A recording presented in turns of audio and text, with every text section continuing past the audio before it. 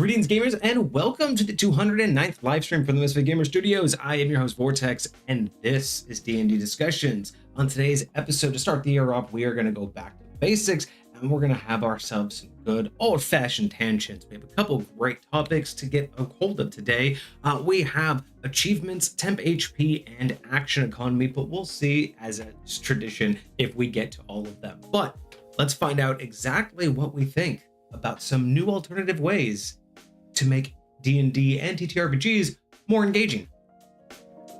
I thought that was pretty good. Not bad, but here we are. All right, so check your camera real quick before we get fully started. I've also got to adjust my camera. And just wherever you want to be. Bam. Okay. There we go. I'm kind of liking being in the void. You know what I mean? I kind of like the, cast darkness spell that I have going on here.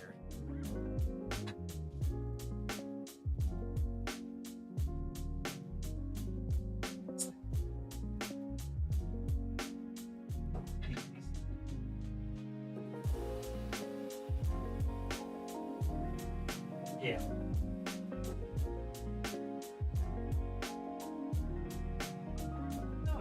Maybe it is possible. all right, but yeah, no major updates right now. Happy New Year, everybody. Hopefully everybody had a great holiday. I'm super excited to see what this year has in store for us. We hopefully will get some development work on one-shot rivals. I'm really hoping that we can put some focus and put some development into that. Beyond that, I've really started to put a little bit more effort into making YouTube videos. Now, these aren't highly edited, but they are more than just the cut down versions of the live stream, because I know that I've been trying to do that last year, where I just take the live stream, cut out bits and sections that were tangents, and then try to keep the focus. But with these ones, since I've been playing Rust more, since I'm on the Art of Rust server a lot more, and there's just a lot of greatness in that community, I've been trying to utilize that inspiration to do more in my videos. So not just doing the tours and like a little walkthroughs of my own base, but starting to do like little mini series where there's still tours, but they're going to be more mini series. And I actually just did one last week, where not last week, but just 2 days ago, with one of the creators right before the server wiped. I got to do like an actual interview where we went to their base and did like a little fly around interview. Instead of walking through it like everybody else does, it's a little bit of a different format. So there's not a lot of editorial value to it just yet. There's not like a lot of editing happening. There's not a lot of animations or anything else like that. But it is a dedicated video of something that, I hit record trying to, get it done. It's only like not even 15, like it's less than 20 minutes. It's like 15 to 20 minutes. But I want to start doing more dedicated videos like that. And then maybe working up to more edited content, because until we can afford someone, I want to do something more with the channel. So I did like the artwork one where I showed the videos of my time lapse doing the artwork. So things like that, right? Really trying to just like take anything that I'm doing that's not like just playing the video game and trying to make a video out of it, or trying to like think of a series that might be fun for me to do, because really I have to learn the editing process first before I can truly make a really good series, right? So I have to do things that are interesting, that I want to make videos for, and test out things until I can be like, okay, now I know the concept of putting a video together. Now let me challenge myself with an actual project.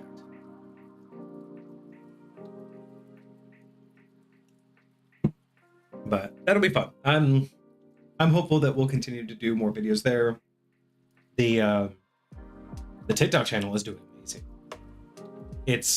We are out of the 300 hell. I appreciate that, because we're out of the 300 hell finally, and we are consistently now getting 500, 600 to 700 views, sprinkled in with a couple thousand views. So that's showing good, steady growth in what's nearly now the third year.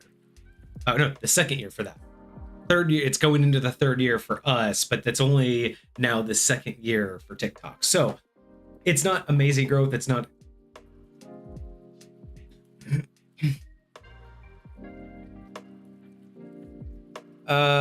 They started around the same time, I think. I want to say they started around the same time.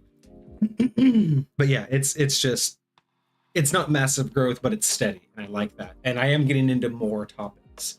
I'd like to get into more game related topics, but I am becoming just just generally more topical. So I don't know. I'm testing the balance of what I want to do with that outlet. But I'm happy with it. I'm happy with the growth and the progress that we've seen on that front.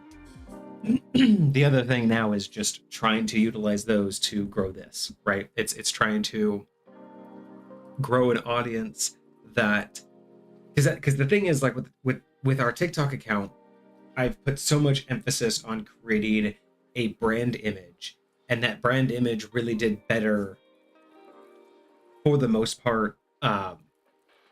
It does really well to grow, but I'm trying to figure out how to make sense. The brand that I tried to grow was not really specifically focused on what we do here, right? Like what really kicked off the TikTok account was the topical shorts that I did, the hot takes, the questions, the alternative ways that I think about TTRPGs. And within that, I have seen that our clips from the podcast do tend to do well. There's several of them that have done quite well, but it's definitely not what the algorithm, I wouldn't even want to say the community, right? It's not what the algorithm wants to feed off of. The algorithm tends to want the engagement bait that I post.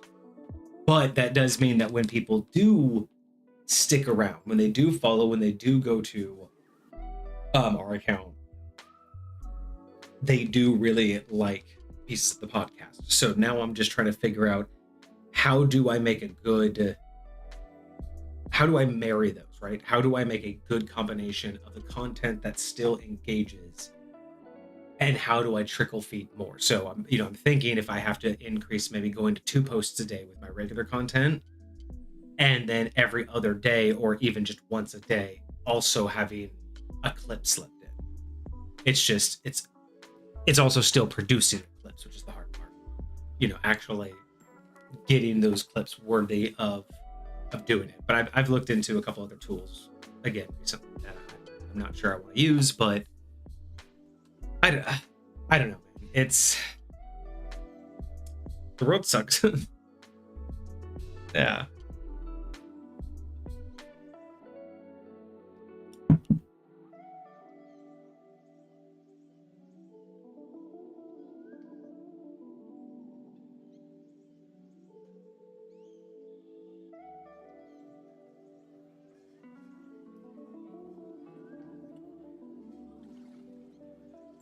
But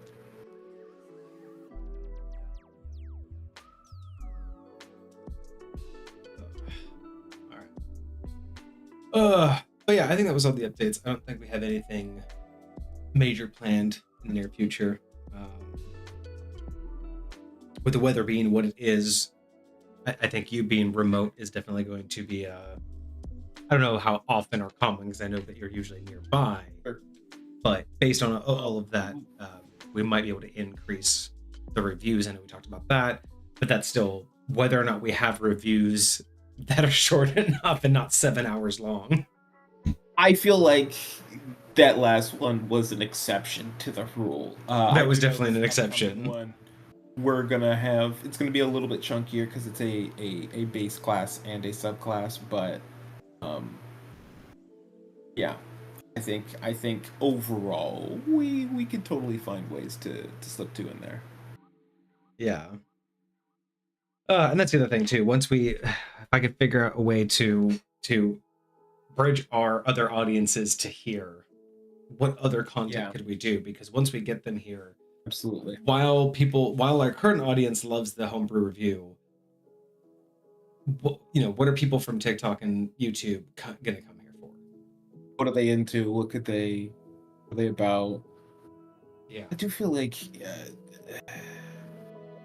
one thing that I feel like, well, I mean, there are those rules lawyery people that don't, but like that the D&D community as a whole, or the TTRPG community as a whole, really appreciates is homebrew, is being able to share their creations. Number one, people love getting their creations seen, and number two, they like seeing what other people make because it inspires them to do other stuff. I mean, at least that's the case for me.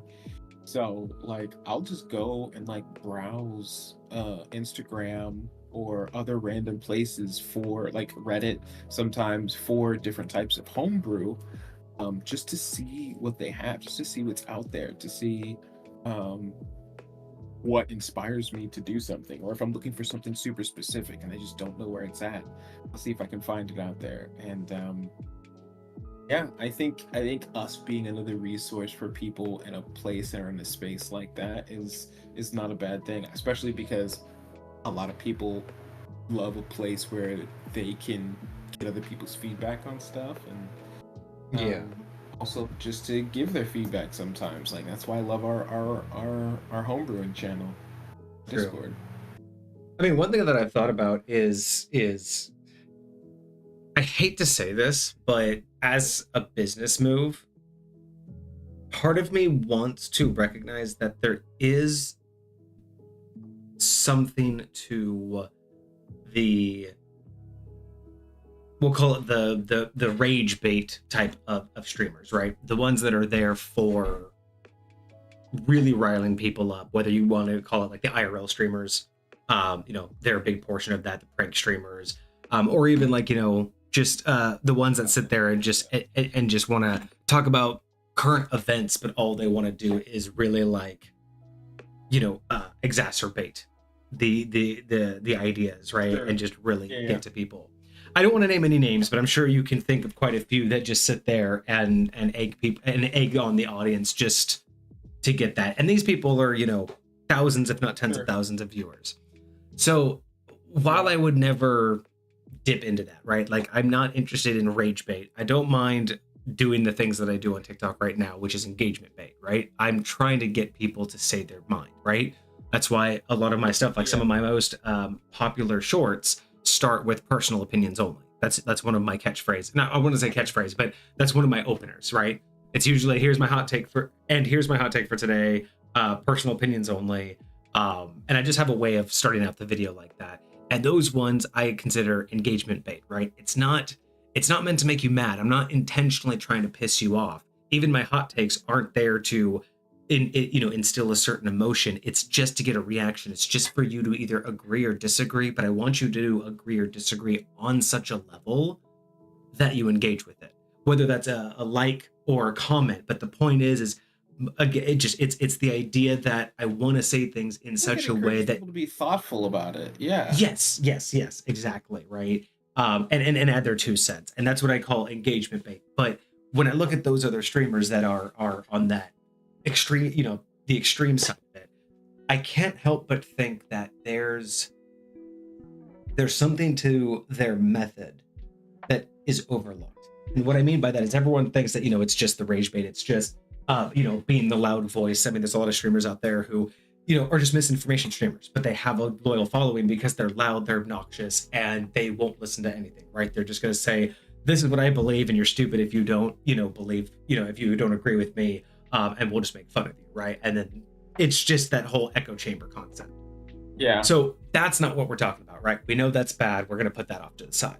But one thing I think that I've looked at for these streamers that isn't really talked about, though, is the method and style of which they get their information out, which a lot of the time is just swept under the rug as, fast and sloppy, right? They're just, churning out essentially slop content. They go live, they say a crap ton of stuff for an hour, and then they leave. And that's it. They just churn it out and go. And there's something to that where I know that we struggle to have our, structured style of streaming where, we want to have our reviews, we want to have our open day, we want to have a known time, blah, blah, blah. But there's part of me that wonders if there isn't a method to the madness of, say, just on a random Tuesday or Wednesday night, if we both happen to be home, just getting on, not even for a dedicated, like a long thing, just literally go live with like, hey, I have a cool topic. Let's just tangent. Let's just rant. And I don't mean like misinformation. I don't mean like, let's just put out the most nonsensical stuff. Right. But instead of saving it, what if there's a method to that madness? Don't let schedule hold you back. Yeah, just like, bro, do you have 30 minutes? Are you? Because as quick as it is to set this up now, how quick would it be to just start being like, let's just go live and churn out that content? And those would be quicker episodes for me to clip out. Like if we went live for 20 to 45 minutes for a topic, even if we knew it was like a controversial topic, right? And I don't, you know me, I don't want to follow the current trends. And I'm on the other, and we could just dialogue with each other like about it real quick until the conversation. And then that's all. Like maybe it's almost like we've got like a tangent that we want to go on, and it's like let's go live for this tangent real quick. And then when the tangent's done, like the live could be done. You know what I mean? And that's what I'm thinking is maybe there's some benefit to this idea of just content generation, not to the extent that we're putting out nonsense or bad content, but just non-dedicated content, right? Content that just is still us, still very much us, but not in our standard format. You know what I mean? So I don't know. It's something that I was thinking about. Maybe that can also come from me, because it's like every time I go live, I've been trying to go live a lot more, right? And one of the things that gets to me is, as much as I've been enjoying going live a lot more, especially with the games, I feel like I wish there was something else I could do. Because as much as I want to do games, I don't want to be a game streamer, right? And I wish I could. Every time I game stream, I'm like, this is cool. But this would be better if we already had an established community who just wants to chill with me every now and again. But this isn't the good content. I'm not putting any effort into it. So then I'm like, but I do feel the need to stream, and it's not, I'm only gaming because I don't know what else to do. And I'm not taking that ownership of, well, why don't I pull a game off my shelf and do like why don't I just do a game review? Like I could literally, if I'm bored, why don't I just go live, grab a game off my shelf and go, I'm just going to give you the review. We're not going to play it. We're not going to do anything. I'm going to tell you how the game works, and I'm going to tell you why I own it, what I like about it, and then I'm going to be done.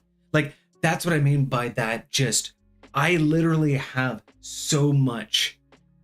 It's like, that's really valid. It's like, instead of doing a 4-hour stream and looking for the little bits, it's almost just like, just do the little bits. And there it's done. I could slap that to put out. Right. Just like what I'm doing within Rust, right? Like I'll play Rust for a couple hours, and then I invited that person over, and then I hit the record button. We did a little spiel, did like my little intro. We flew out there, they talked, we flew back. I stopped recording, thanked them for their time, and literally within an hour it was posted online. It was a 16-minute video. It was like a 20-minute recording. I just clipped off like a very little bit, and then did no other editing other than audio, and then that's it, right? I just moved on. And I'm like, if I could do that with our content, because that's like the biggest problem, right? It's when I look at a 4-hour thing, I have to watch that 4 hours because I don't remember what we said. There's no stamp markers. I have to sit there and find content to pull out and make a short, and it's nice, but spending 6 hours to find 3 20-second shorts or less that are only going to get 1,000 views each is just not the value of the time. But if I could spend that same hour pumping out a 20-minute video and then spending 20 minutes editing it, why am I not doing that? Like, why am I not? And now that I'm comfortable editing, I see that is a valid option. But it's funny. I was so stuck in this idea that we were stuck to our schedule, and it's like, but why? Why am I stuck to the schedule? Why am I stuck to being concerned about editing the long, live streams? Like, I could start to make individualized content that is still very much us, like rants, like you said, like we just call each other, do like a little tangent, or I can do individual tangents, and then I can just pump that out. And then if you like that, you know what you'll really like? Our live stream that's 4 hours long. Like, You know what I mean? Like that, it's a mindset that I'm trying to shift away from. Absolutely. Is we don't need the live stream to sell itself. We need us to sell the live stream. So we need. would you actually go live for them, or would we just record it and then you'd cut it? I think both. I think it works for both. I think if I am able to go easily live and it's not going to be a detriment, then great. I think I wouldn't mind just going live every now and again, because then it gets more and more people recognizing our channel. Because if I pop up in those categories more often, like if I'm going to do like a Rust thing or whatever, like it's just I'm in channels more often throughout the week. But there might be a time where it's nice for me to just sit on the couch and do a rant that I can edit out any flubs, right? If I don't know exactly what I want to say, I can just rant for 15 minutes and then make it an 8-minute video because I reset something.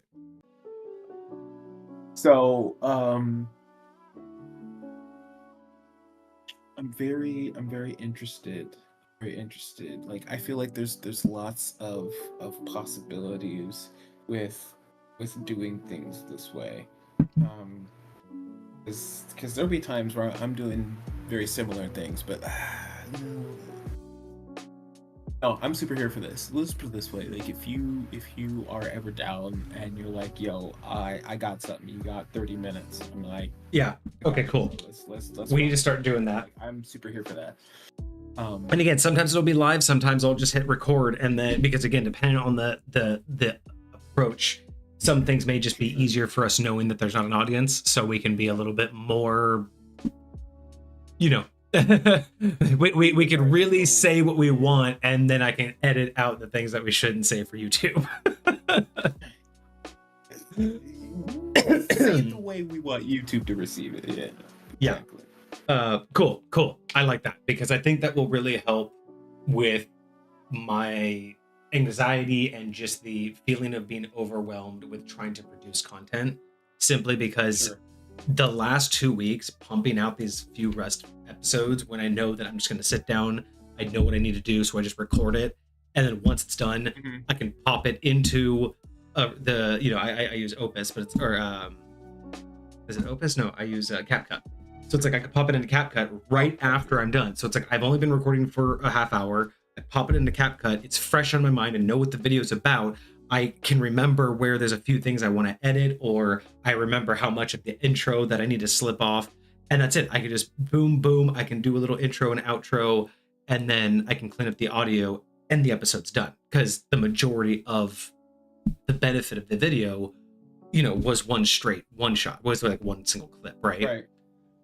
So until I get to the point to where I can do much longer recordings and do much longer things where I can do several recordings and edit them over each other and layer them, being able to do just sit down, I know what I'm going to say, or I know what we're going to talk about, and then immediately go to edit it, would save so much time, and I'd be able to pump out content not just once a week, but like weekly, like multiple times a week.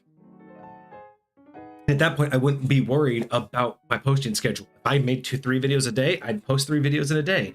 If I made one a week, I'd post that one that week. But I wouldn't be as concerned with, well, I just posted a video earlier, so let me do this one tomorrow. No, just post it. It doesn't matter. Like, YouTube doesn't care, and YouTube isn't going to care if a video is coming. All it cares is there a video I can feed right now? And getting out of that mindset of to actually look at, yeah, especially when you know that those AI slop channels can post 100 videos in a day and they still get fed. Don't tell me that I can't post 4 videos in a day. Like posting too much isn't a thing. Yeah. Okay, cool. We will workshop this idea more as we go. But yeah, same thing goes for you anytime you want to do stuff. And also the same thing, again, I know I've mentioned this before, same thing goes with the TikTok channel too. If you have any idea for a short, or if you just have like a hot take, or the videos like me where you're just like, I have a cool thing I want to say, and it doesn't have to be about D&D, right? If you're just like, hey, you know what? I have a question. Why was the D6 the preferred dice? Like, why is that the most common dice you see in games? You could just record yourself, send me that recording, probably send it on like Discord so you can get the highest quality, and then I can just post that via MisfitGamersStudios on your behalf. Do any tags that you want. Like, you can also, you know what I'm saying, but like, it doesn't have to be D&D related. It can just be you have a question, or you have a hot take, or a lot of, because I will have these random thoughts, and I've actually been doing a lot better at sitting down and recording them as they're happening, because I super need them to be fresh for my, like, for whatever That's juice. how all my shorts work. I get an idea and I immediately just have to record it. I gotta run it with it. So, but I will never think that, like, oh, this is something like this should be like a misfit, because most of it has like nothing to do with like games or anything. They're just like random philosophy thoughts or other. That's, I mean, but you know what? Look at the stuff that I post. Like go. Not everything I post is about games, right? It's sometimes it can be topical, sometimes philosophy works, and sometimes you can present the question philosophically in a game manner, right? Like sometimes you can turn it into, all you have to do, like literally you can take any philosophical question and just preface it with, so how would your character in game, and then present the philosophy. Doesn't have to be game related, but you can simply just say, how would your character in your current game think about this? Now, granted, it's not the answer you want because it's not from the humans that you want, but imagine that you're going to get some creative ideas from these fictional characters from their point of view.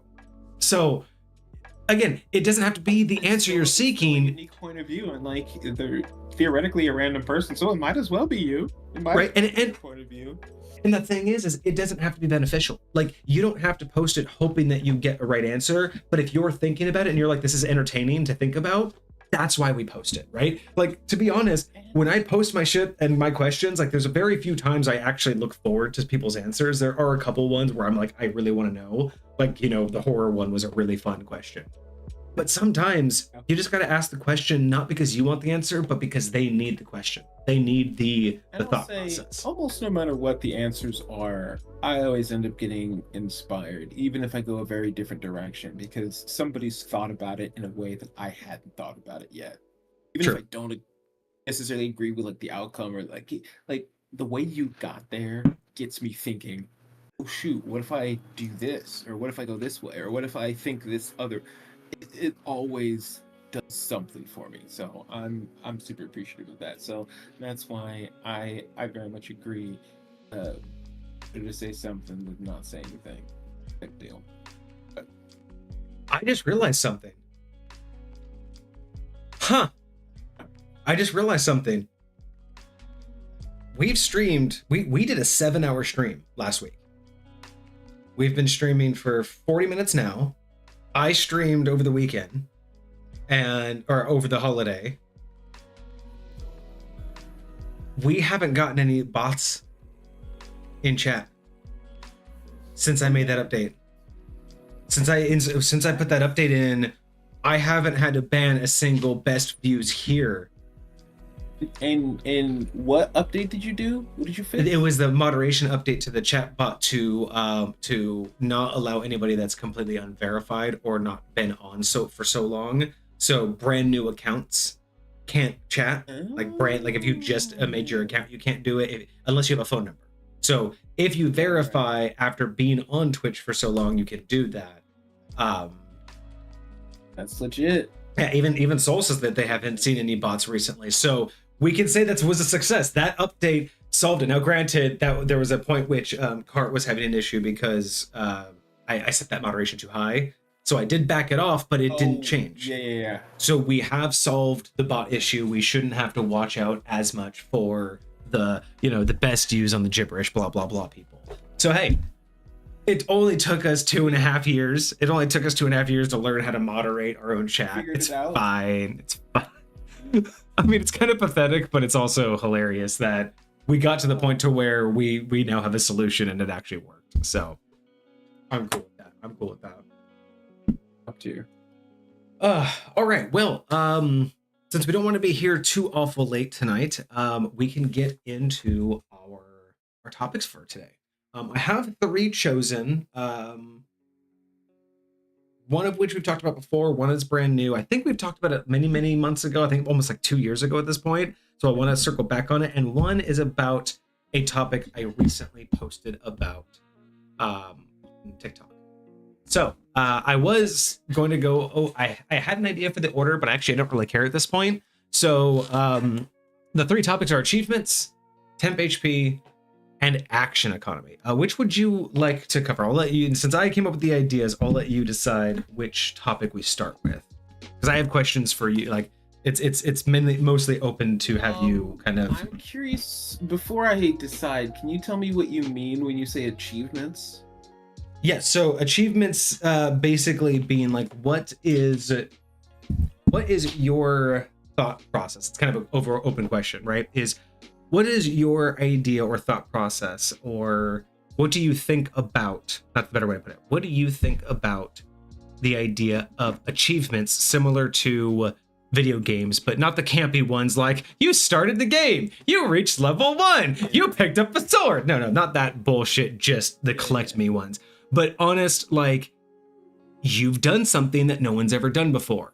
You've succeeded where people have actually, like let's say you have a BBEG and this is the third group, the third party to try and face them, and they're the ones that actually succeed. Like true achievements, right? Like truthfully, and it doesn't have to be necessarily like player achievements where you're the first player, but in-game things that you would give that represent a bonus that's not leveling up, right? We're talking about like kind of like inspiration points, right? Where you say, hey, you played a cleric really great, you did that prayer, I'm going to give you an inspiration point because I thought that was really cool, you enriched the gameplay. But we're talking about that, but on the next level. When I hear you talking about that, I instantly think about titles. Exactly. Perfect. That is one way to do that. Achievement, I'm thinking these players or these characters in this world just achieved a title of some sort, right? Like you slayed a dragon, you stopped a lich, you saved the town, like whatever the case may be, you know, like something occurred. And so like not necessarily every single one of them is going to come with a title, but the idea is the types of accomplishments that are title worthy are achievement worthy, and so like that is likely how I would reward them. I don't think I have actually thought much about an actual achievement system outside of just what you receive in game for like now being the person that slays the dragon is now everybody knows that about you.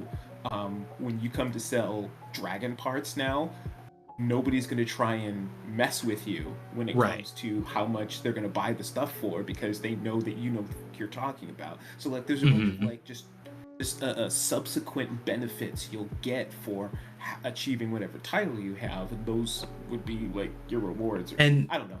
I love that, because I have titles in High Point and they very much act that way, and I never thought about them as achievements. I thought about them as titles. But that's a great way to approach that, right?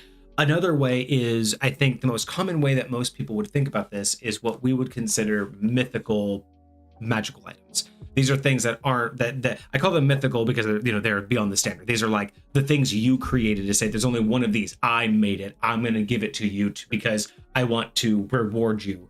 Those could be considered achievements, right? Like in a game, you got an achievement, so you get a weapon that isn't normally found in the game, but because you made this achievement, you did it, right? So I think that would be the most common if you were to broaden the concept, is anybody who does that, anybody who gives out one-off, very unique specialties as a reward would definitely be considered an achievement. I love the idea of titles. But yes, I'm not talking about necessarily creating a list of, okay, I'll reward a player if they do this, and then I'd reward one player if they did this, and then you check box who gets it. That's not what I'm talking about. I'm not talking about truthfully saying you're the only player to ever roll 3 20s in a row, so I'm going to check off the box that you did that. I'm just talking about like, how do you... The only person, like, because imagine if it was like anybody who ever games with me, everybody will get this particular achievement when they do this particular thing. It'll be like, hey, this is your first boss fell. This is your first exactly. Slaying. This is I'm just saying, like, I wasn't trying to go that route in terms of like have just a hard list. I just like the idea of like when you're about to set them up with something, like let's say you're like, okay, I got an awesome boss. I guarantee like this thing is going to be brutal. I know how they play. And we're not talking about like I misunderstood and they mollywopped it in like one round. But like you put them against something that's really hard, and not because of dumb luck, like you rolled all ones, they rolled all 20s, but by pure perseverance and truthfully like mind-boggling tactics, just they surprise you, and let's say they beat it much quicker than you expected. That kind of achievement, right? Where it's like recognizing that you want to reward them for something that both in and out of game was not something that you would have expected to do, right? Again, kind of like that concept of a inspiration point, but more. That's part of what I was thinking of as achievements, is how do you reward that? And again, like you said, titles are one of the best ways to do that. Interesting that you bring that up, because I just had a couple of my players. We just started this new campaign, and one of the first things that they did is they have this handler, this mentor type individual who's clearly higher level than they are. And they're basically showing them the ropes, showing them how to get started. Like, they're just brand new. You know? Like I had them start at level 3 because they get subclasses and stuff like that. But one of the first training exercises that they had to do was they had to fight this mentor at the end. So they fight through all the little minions, and at the end, the mentor shows up. And it's like, all right, now you got to get through me. Now, obviously, they're not going to kill this mentor, but what I had said is you got to get at least 3 strikes on them. That's a good. I like that. Like, yeah, get 3 solid strikes. It's basic. It's 2 against 1. You got to get 3 strikes on it. Okay. So I feel like it's gonna be all right. It's gonna be a good little back and forth. So the way this started out, it went like, now here's the deal, especially with the players that I had at the table, I was not expecting this to be exactly how they approach it. But the first one, who has been mentored by this specific person for like the past couple of years and has a lot of experience with them, he's like, I know what's about to go down. And to be fair, she's only ever, in all of their past battles, she's only ever been able to land 1 hit before getting defeated, right? And so she charges in with everything, and she, because she's like a wild magic barbarian, she gets this boost to what she was able to do, and she used that to get her very first strike to be a hit. So she was able to do that, and then the other person, who has almost no experience with this mentor, but the vice versa is true, decides to switch gears, which the mentor didn't even know they could do, and then rushed in on them. And again, so both of them within the first round, because the mentor was kind of like, I kind of want to see what you guys can do, so I don't mind you guys going first. They both got a hit in on the very first round, and she was like, okay, just want to play that game, like, let's go. And so she knocked one of them out. But anyways, they were able to, within 2 rounds of combat, take this mentor and get that 3rd hit in, right? And the way they did it, like, it was super clean. They did a really, really good job. Now, I don't think doing that, like, I didn't expect them to win. Like, I even gave them an opportunity to grab what they came here for and leave, and they still would have completed the mission that they were there for. You didn't have to like sit here and fight. Like, there was an escape route, but they're like, nah, we're gonna do this, and they did. I don't think that's necessarily title worthy, but I do think that whole thing was something that I would consider achievement worthy, right? So I do get the question, because how would I reward something like that other than just giving them a point of inspiration or something like that, you know?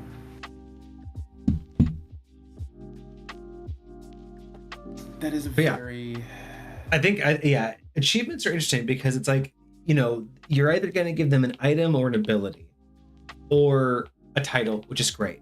Because outside of that, you don't just want to say, hey, you did this, you know, you can say that you're the only one that's done that. Like, that doesn't feel good, but it also can't really, I wouldn't say I would apply it to depending on the type of game you have, I wouldn't necessarily apply it to multiple characters. Now, granted, if you're one of those burn and churn, we're always doing one shots, maybe you could have a player achievement where the player, is allowed once per campaign to do something, literally like just like an actual like, hey, you get a permanent buff to, like something. So it's like once per turn, like once per campaign, because like you were that MVP, once per campaign, you can like guarantee a crit. For sure. There you go. Like, and it's once per like campaign. So if you're doing a one shot or if you're doing a 10 level campaign, that's it. One time in the entire 10 levels, one time. But you were allowed to say, this one right here crits. I want that this is gonna work, and it's gonna work so freaking good. And it doesn't have to be your roll because it's player oriented. You could just any True. die roll. You just at valid. any point you're like, by the way, that die roll there crits. But I do like, oh, that would be kind of cool. because of how we think about a lot of our games. Like, I feel like I would want whatever the reward is to feel like it matches the thing that got them the reward. Oh, that's why I'm trying to figure out like what else you could give, like that idea of being able to turn something into a crit. Like if they, you know what I mean? Like let's say it was about to be a TPK, that they had 1 hit point and they crit and actually turned the fight around or killed the BBEG and actually won. Like that's where that achievement would come from. Be like, you know what? Because you got that, I'm going to give you the against all odds achievement. And once per game from here on out, you player, once per campaign, once per character, you can turn the tide of anything and crit. Like so that would be the idea. I love the idea of it. It should tie to what they did. And again, I don't want it to be like an achievement hunt where people can just, they go out of their way to not play the game just to get the thing. That's what I wouldn't want to list, because it's more of a reward for. I only give out those rewards. It's the thing is, the reason why I think this was so peak and this was so top tier and achievement worthy, number one, is because I did give them an out. I did give them an opportunity to do something else, something that I would consider as not achievement worthy. Right? And you decided to go for this thing anyway. So, and you did it not because it was the most optimal thing to do, not because it was going to be the thing that got you the most, but because it was the thing that your character would do, because you were in the moment, you were in the game, you were playing your character, you were not playing the stats or anything like that. And that would be normally an inspiration point, but because they it would actively discourage achievement hunting, is what I would hope, is because if you're out here trying to find it, you're not gonna. But if right you are in the story for the story's sake, you most definitely will. At least that would be the hope. Right. I mean, what you could do is, for that particular case, you could just say that they have the achievement, but not tell them like how it works. You could just keep that in mind, because a cool achievement for that, right? Like what you were describing, is it wasn't something that they had to do. It was just, it was exactly what should have happened, but not what needed to happen. I would say that in those particular cases, you could give them the achievement that whenever they make that decision, whenever they choose, not necessarily the right decision, but whenever they choose the hard way, right? Whenever they choose to do the extra, not for the prestige, but for the reason of like character choice, and they don't take the easy player way out, you could give them advantage. Like especially if it's a fight, right? If they could walk away from a fight and they choose to take it because in character they have to protect this town, even though they're given the opportunity to hop in this portal, you could be like, cool, you get advantage. First round's on you and you get advantage, right? Like you could just say like, that's the hero's advantage. Like you took the hero's way out. And it doesn't necessarily have to be, again, it doesn't have to be for fights. It could be you have the opportunity to leave, but someone was like, can I just do a perception check on this guy? There's just something about him. And you do. And they're like, I want to question this guy. Like, cool, you get, an advantage on figuring out if he's lying because you caught on to what I was getting at, right? Or just something like that. Like you could get it would be a way for basically showing them that, hey, anytime you choose to not take the easy route because your character wouldn't, I'll give you advantage on whatever it is you're about to do. Right. Like that's the achievement you could, in your situation, it sounds like that might be an achievement worth giving that player or that group. And you could limit it. You could be like, hey, you can't just spam this. You can't just say, well, my character's going to do it, so I get advantage. It's just, you could say at pivotal times when you know you could make it easy on yourself, but you choose to do it because your character wouldn't make it easy, I will give you that because that is exactly why the character isn't gonna walk away, right? Like, Yeah. and that would be thematic, right? It's that No, you could feel definitely. that moment of torment, and the character knows it's better. Yeah, I don't know. I love the idea though. I love the idea of establishing some sort of Here's the level of other thing. achievements. Here's the other thing that kind of frustrates me. I feel like I really, really, really want to be better at giving this kind of stuff out and like honoring my players in this way, but so easily would forget that I ever gave it to them. Yeah, both sides Like, would. Like, it has to be something that everybody is very well aware of, or everybody wouldn't forget. Because yeah, it's too easy, especially if it's like what I suggested earlier. If it's a once per campaign, when are you going to remember that you can do that? And then when are you going to remember that you did it?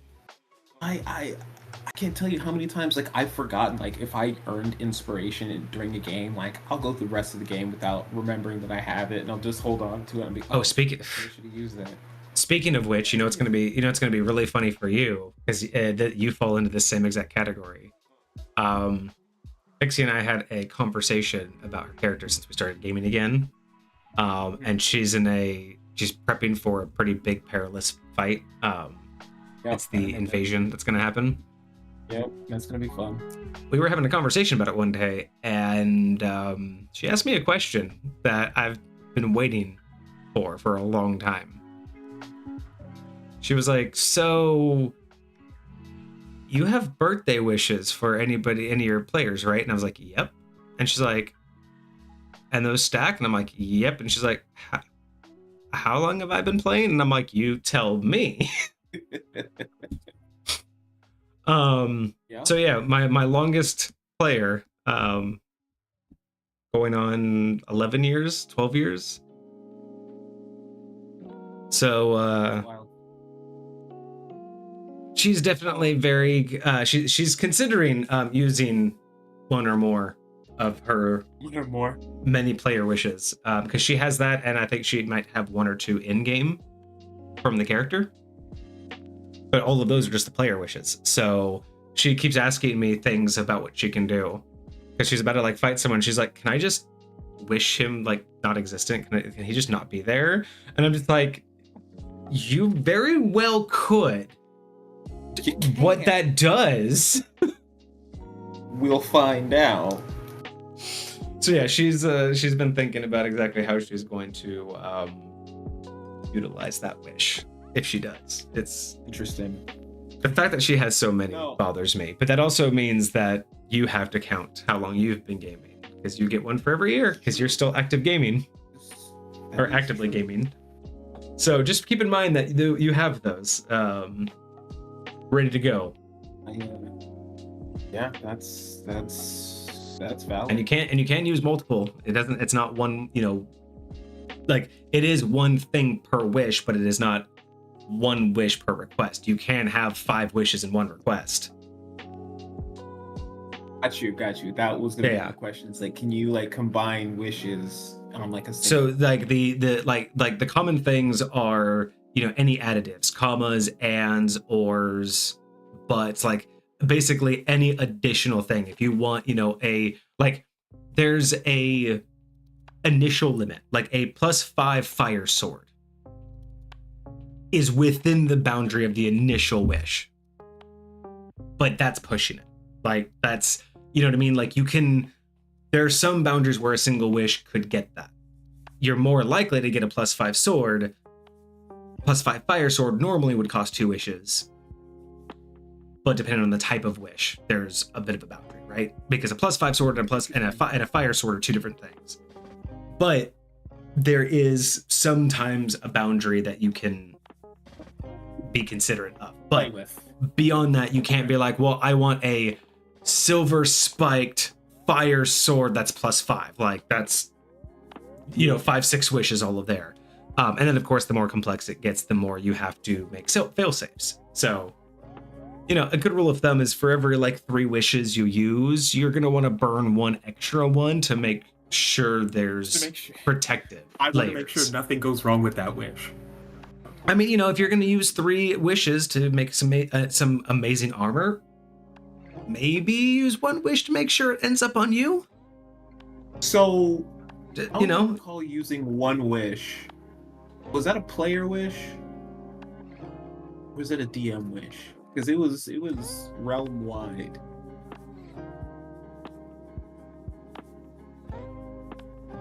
I don't remember you using a wish, not an official wish. I was pretty sure I did. You better check your notes. I don't remember you ever It was burning to a create wish. a language. You don't remember that? I'm not sure because no, we had that conversation, and if you said that you wanted to, you asked if you could have one created via a wish.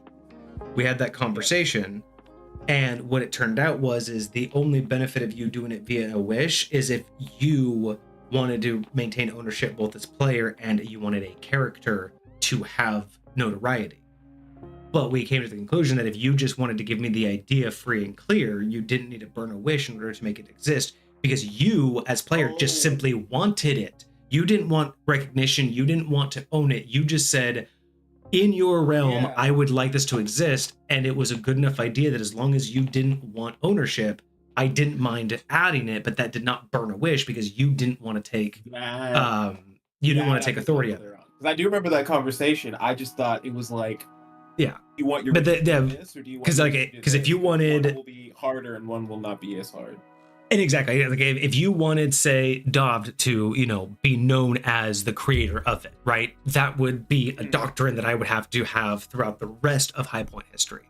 If you just wanted it to exist, but the player wanted it, right, we would have to do a little bit more. But to have it just simply be in the world, something that you can then go and eventually find, that's technically free and clear as long as I accept the idea of it. Right. And I think I can't remember what the language was off the top of my head. I think I have a note of it in the Discord somewhere. But it was, we'll call it CSL. CSL. Yes. Yeah. Basically like the your own sign language, right? Yes. Yeah. So something like that, I think was just one of those situations where it really comes down to whether or not you wanted to have any connection to it, or if you just simply wanted to know whether that was already existent. Yeah. Okay, valid. I was gonna say, as far as I know, you didn't burn a wish, so good thing that you reminded me of the conversation. But yeah, you are gonna have to think back on how many birthdays you've had since coming in, so you can figure that out. Too many. God bless America. Yeah. I don't know if that's going to be a happy or a good memory for you to figure out how long you've been gaming with me. So have fun with that. You're going to have to go back to your very first Dov notes and see if there's any dates that you can associate to it. Because I don't even know at this point. I know it's been over 5 years. That's all I know. It's definitely been over 5 years. I want to say it was either 2018 or 2019. That's all. I think it was one of those because it was around the same time as the Old Gods campaign. But it was before that. It was definitely before Old Gods. When did Old Gods start? Like 2019, like early 2019. 2019? Maybe 2018, like end, but I think it was 2019 that we did Old Gods. So it would have been, I think, maybe 2018 that you created Dov. You don't think it was 17? It might have been. That's what I'm saying. Like I said, I don't know how much further back it was. I think it was at least 2017. I don't think it was 2016. No, I don't think it was that far back. I think it was because I was still developing High Point. Like mid to late 2017. All right, yeah. So you gotta count up from that. So 9 before or after my birthday. There you go. Figure that one out, and it'll be either 8 or 9. 8 or 9 wishes. There you go. And that's assuming that you didn't, accumulate anything else, DM wishes or DM. I think I have a DM wish. Those I have tracked because I know those don't accumulate the same way. Yes, correct. I have just 1 or 2 of those. But yeah. Okay. All right. Well, excellent. Well, that was interesting conversation for achievements. I definitely would like to know more about that, but I will continue to think about achievements in the future. I think it's a very cool idea, and even just inspiration points, I'm still struggling on like, how do I actually want to implement that? How do I want that to actually look in my realm? So it's hard. Oh, and I did want to, before I forget, Soul asked me to give my quick feedback on their post in the Discord. I think really the only thing that I have to say about it is I wasn't sure why one of the abilities, it says you get advantage on insight checks. Like, why isn't that also history checks?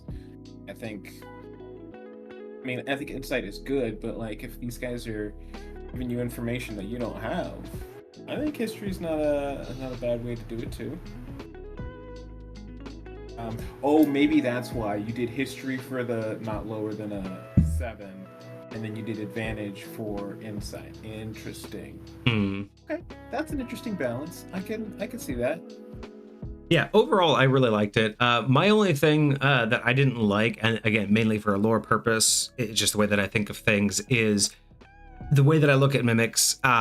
The idea that they were able to take memories that weren't their own and benefit from them. There's other things that already do that, and it's just not the way that I would run that type of magic. So Sure. It's just one of those, it just didn't feel right. I think everything else fit perfectly. I think that was just a little bit of an overstep, and the explanation wasn't great for me. So that was it. Otherwise, I would have taken the whole thing as is, minus that one ability. I'll call it you ate the Phantom Rogue who has that ability. But no, I do get that. Yeah, I think mimics are more they get your physical memory, not so much your mental memory. They can know what your body is able to do. Yeah. I'm actually curious if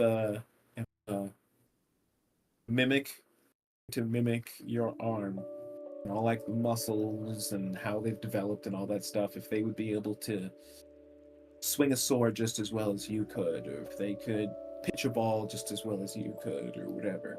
Well, and that just goes into the concept of, is mimicry the same? Is mimicry for is mimics, right? Is their mimicry simply is it an actual copy? Is it identical, or is it just a reflection, right? And then of course there's, with that, whether or not it's imitation or full replication. I guess that was what I was going to say, is their mimicry imitation or is it replication? And if it's replication, right? Because you can make an arm look, you can make yourself look like a barbarian with big muscles, but are those real muscles, or is that just an image and you were still the same strength as you were, just visually with muscles? Or are you truly representative of those muscles can put in work? But then the next question is, if they can put in work, if it is representative and not if it's not imitation and it's actually representation, then do they know how to use it? Just because you have a fighter's body doesn't mean you know how to move like a fighter. You can. Sure. You're as fast as that fighter. You're as strong as that fighter. But do you have any concept of how to be that fighter? Weird question. Is muscle memory actually in the muscle? That's where another lore aspect is. You'd have to judge that for yourself. But again, muscle memory would be the body that you took over. A mimic just turns into it. So again, even if they're imitating you, but they're not taking your body. So even if they could, it was more than just a look, even if it was like yours, they couldn't actually take what you have. Like, your muscle memory wouldn't come with that body. What I mean by is muscle memory in the muscle is, I feel like a lot of what muscle memory is, and like how your muscles remember like where to go in certain situations, is literally the way that they're shaped, the way that like you move them around, like when your muscles are relaxed. Like I think that like if you were to look at a rubber band, like it would coil in a certain way.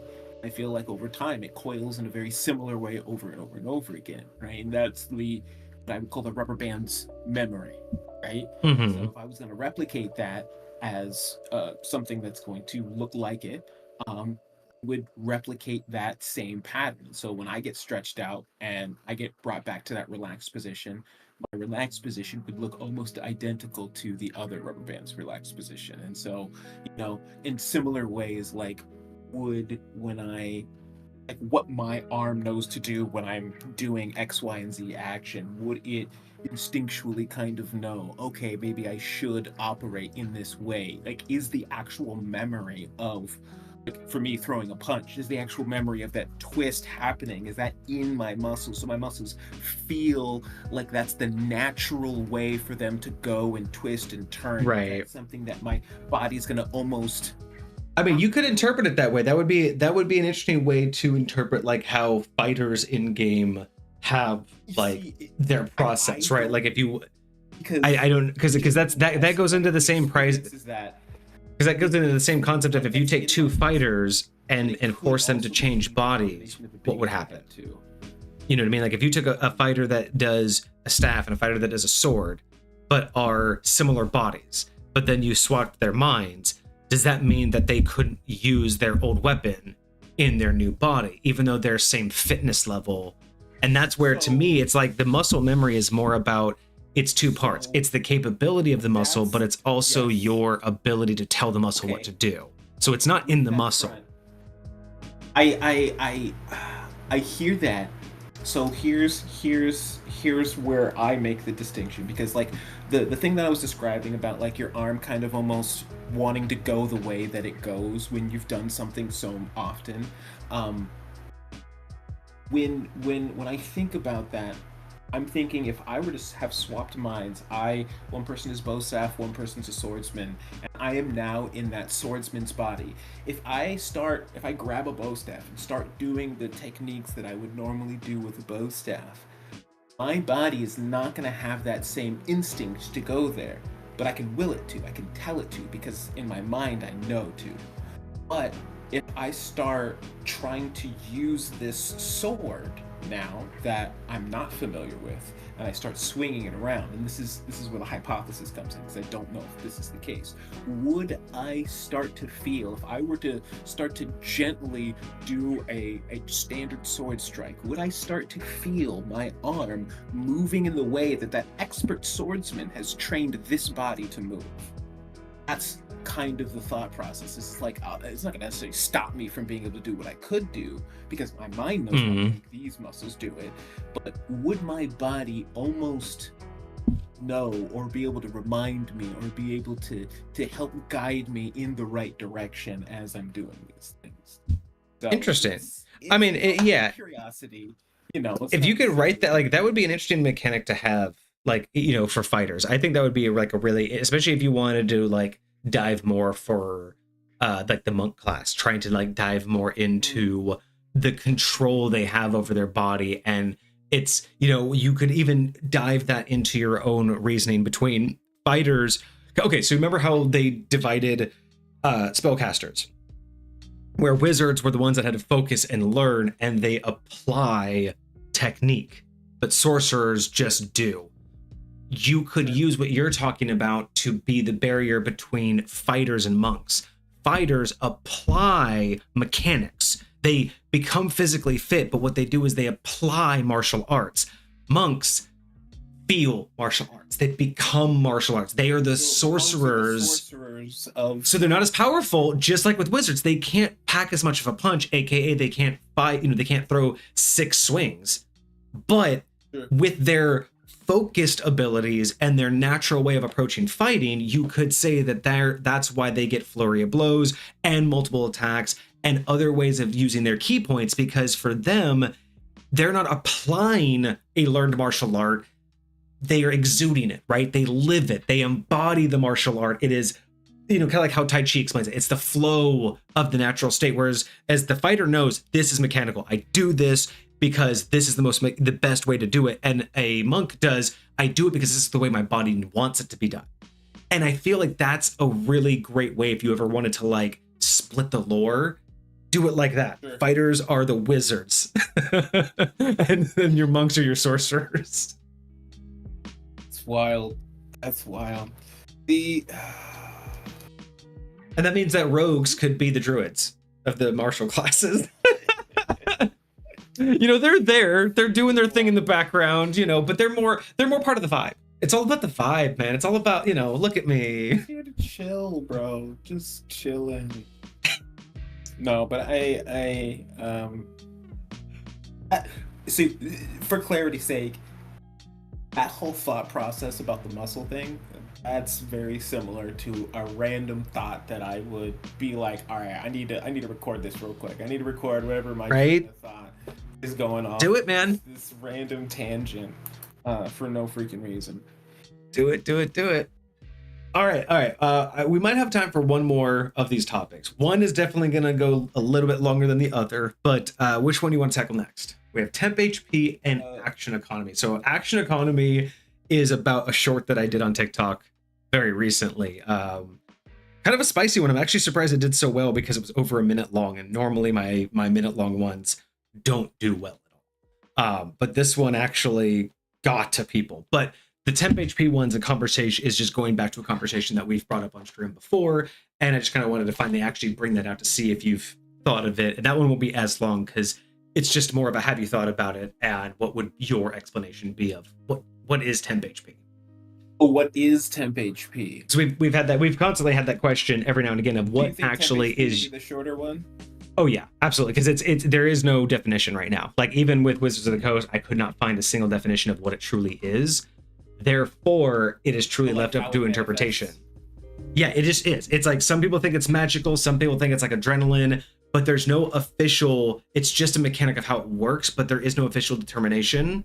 But then you have to understand, well, why doesn't it stack? Why can you only get so much? Because the official rules say there is an amount your body can hold. Like there is a physical amount that your body is capable of holding, which is why temp HP doesn't stack. You can only go up to the most recent one, right? You can't. That's why they're saying it doesn't stack, because there was something that I read. So basically, there's just like there's a way that your body can only hold so much. But it's all been vague. It's just all this concept of you can't stack it because it can only hold one chunk. It can only hold one. It's like basically think about like a spell slot. You only have one slot. It can hold any spell, but you only have one slot. Like a attunement. Yeah. So if you only have three temp HP in that slot, and then someone wants to give you 5. You have to take the 3 HP out to give the 5 HP to yourself. And then if someone wants to give you 10, you have to remove the 5 HP because you only have one slot for temp HP. So that's how they vaguely describe it. Yeah. So think of it as a slot, like a spell slot. You can put however much temp HP you want in it, but once that temp HP is there, you can't put more. So I know we've talked about this before. I'm just curious, what do you think it is? Because, and here's one more caveat I want to give you to articulate with, because what I find interesting is they've been so vague, no one's been able to truly define what it is. But that's kind of contradictory to the fact that people are so diehard about there's no such thing as unspecified damage. There's a very big proponent in the community that all damage must have a type. And even some people go back to a Crawford ruling that even Crawford said there are a list of damage types and there are always a damage type. No damage is ever unclassified. So the fact that we can have temp HP, which is technically unclassified, but we have damage types that require classification, I just want to throw that caveat out there. Like those are slightly different points, because when it comes to HP itself doesn't have a type. So then why would temp HP have a type? The HP, whether it's temp or standard, is just how much damage you can take. Only thing that matters when it comes to the type is the damage, because certain damage affects you differently. Mm-hmm. So the way I would say it is like I would say that what I agree to a certain extent about all damage needs to have a type, because it's the mentality of, if I'm getting hurt, what's hurting me? Yeah. And again, what's hurting me? Can you explain to me what's hurting me? And then if you explain to me what's hurting me, then I can tell you what type of damage that sounds like I'm taking. Right. Well, and that to me just That's- sounds like the need to classify it, which I feel like is unnecessary, right? Like, like that, because we had a conversation that kind of went viral, which was the so I think it was Cosmic or Soul brought it up on a stream one time, and or no, it was in the Discord. Yes. So in Discord, someone gave me a DM question, and this is where a short went out on TikTok about it, because there was an ability that basically protects an ally. And if that ally receives damage,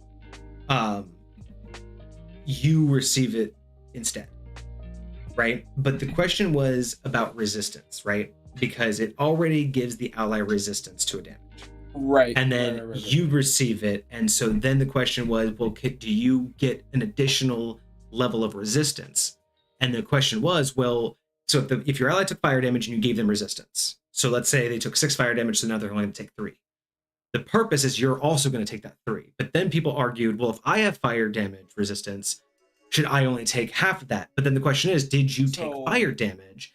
But then people were like, well, it has to be, because you have to take a damage type. It can't, this is where the conversation of it can't be unclassified. Therefore. So I do think this is a great example, because if ever there was a time, this would be the time. The type of damage that you take is unspecified. It does say you just take the damage. It doesn't say that you take the same. It says you take damage equal to. Rules is written, if you want to get rules lawyery, yes, you're taking fire damage, because you are splitting the damage. The damage that the person takes is the damage that I take. So if they take fire damage, I'm taking fire damage. Like, that's how it would work. And I think the reason why I think it's poor choice for them to call it they're resistant to the damage. You're not resistant to the damage. You're just taking half of it. Taking half of it. The other half is going to the other person on the other side of the thing. Right. But then the same question is if I'm resistant to the damage they took and I halved it, do I then have it again? So person A gets hit with 10 points of fire damage. Person B takes half of that. The person B is resistant to fire damage. The damage that person B is taking is 5, period. Or that is coming to them is 5. So 5 is what they have, because they're resistant to fire damage. The other person is not resistant to fire damage. No. So no. The point was so let's say someone casts 12 fire damage at the target, right? The ally. So the ally would have taken 12. The spell gives the ally half damage. So the ally is now only going to take 6. The caster now needs to take 6. Correct. But let's say the caster also had fire damage resistance. Do they only take 3? That was the question of all of it. That's what I'm trying to explain is, yes, I believe they would only take 3, because they are the amount of fire damage that's coming to them is 6 damage, and they are resistant to fire damage. So you think rules is written, that's the call for rules is written, that's how I think that would work.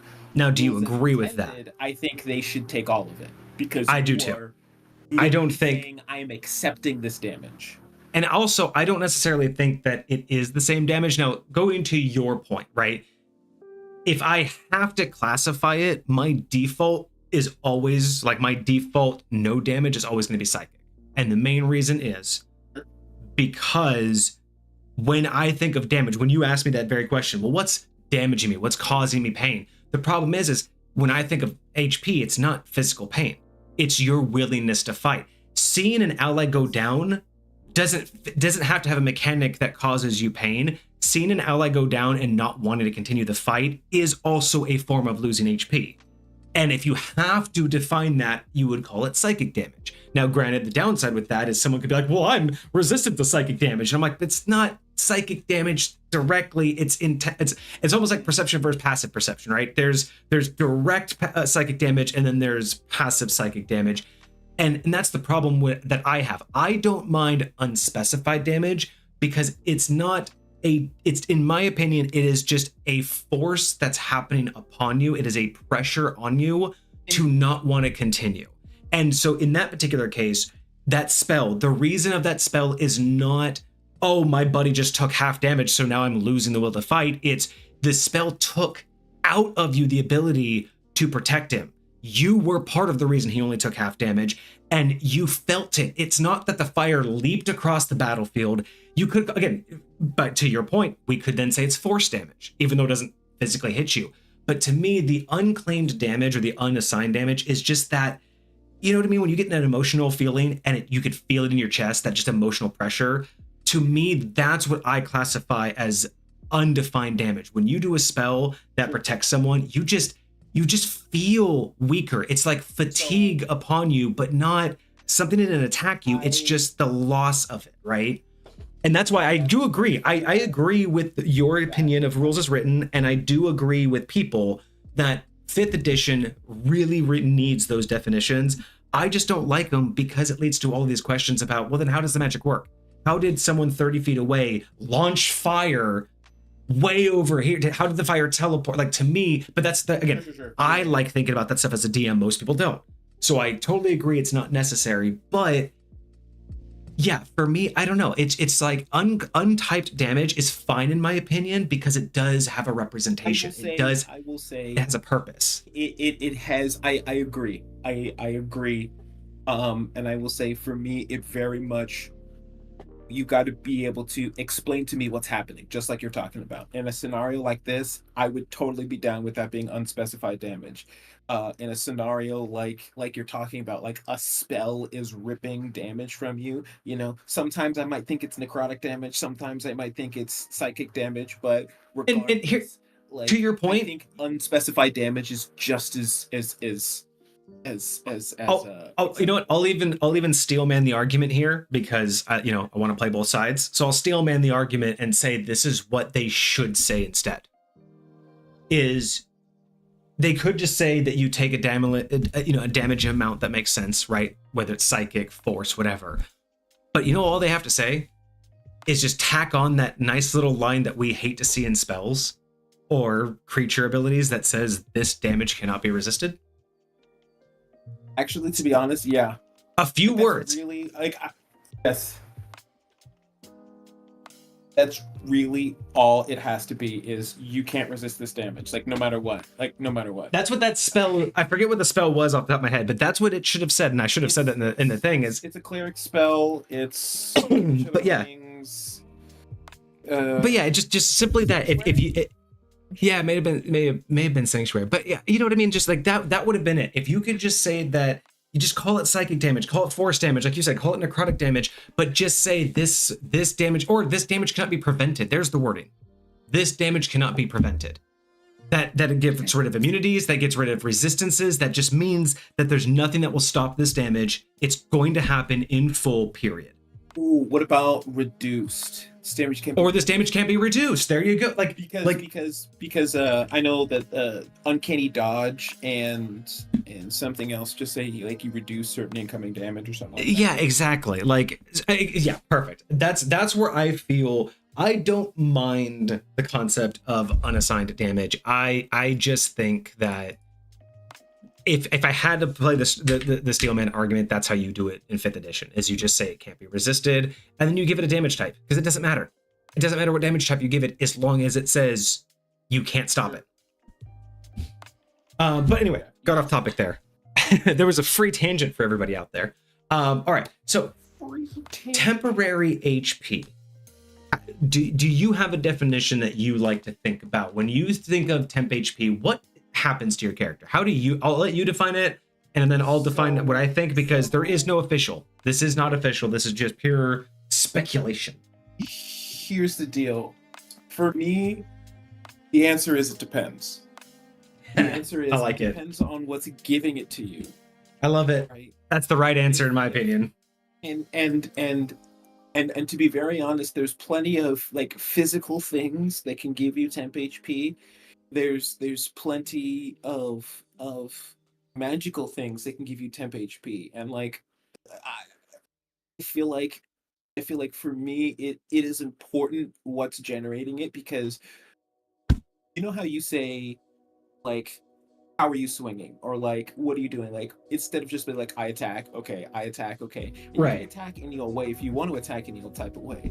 But if you want to do something specific, And guess what? You're doing something specific, and the specific thing you're doing matters, right? And so if that's the case, then if I'm giving myself temp HP with this particular spell, and the way this particular spell works is there are these floating fairies that go around sprinkling dust on you. Well, guess what? Now you got this layer of magical dust on you that is emanating this barrier around you. Yep. Well, if you said you're going to use this monk ability that gives you 10 temporary HP when you use a key point, guess what? Now you have your physical, like, internal barrier that is projecting this essence around you. It's almost like, like whatever it is, and certain things can affect those things. Like, I would say one can be dispelled if you want to dispel a magical effect, but the other's not a magical effect, so I'm not going to be able to dispel that temp HP. Right? No, that's great. They're going to interact with the world differently dependent upon what is actually happening in this specific situation. So that'd be as close as I can get. What's up, Poilepa? No, that honestly, you hit it exactly. You said it better than I probably could have. That's exactly how I look at temp HP. It is all about where it's coming from. Temp HP from like a monk or anything else like that. Yeah. Whether you want to represent it as like key points, like you're making a physical barrier of your actual internal energy around you. For fighters, I constantly, if it's like from a natural source, it's usually some sort of adrenaline rush. Not necessarily just adrenaline, but it's some sort of, and again, it's not always physical. If you are beaten and bloodied, I say it's adrenaline, right? It's that instinct to continue, because once it goes away, you drop. But sometimes it's not just adrenaline, it's just peace of mind, right? Like sometimes, like you could say, I want temp HP from a spell, but maybe that spell makes you you have a smell that happens, and it takes you back to a time and and reminds you what you're fighting for. And it has nothing to do with adrenaline. It's just pure fucking willpower that says, I'm not going to be done yet. And then of course there's magic. If there's any magic involved, if there's divinity involved, all of those things have a different source. And now granted, it all works the same exact way.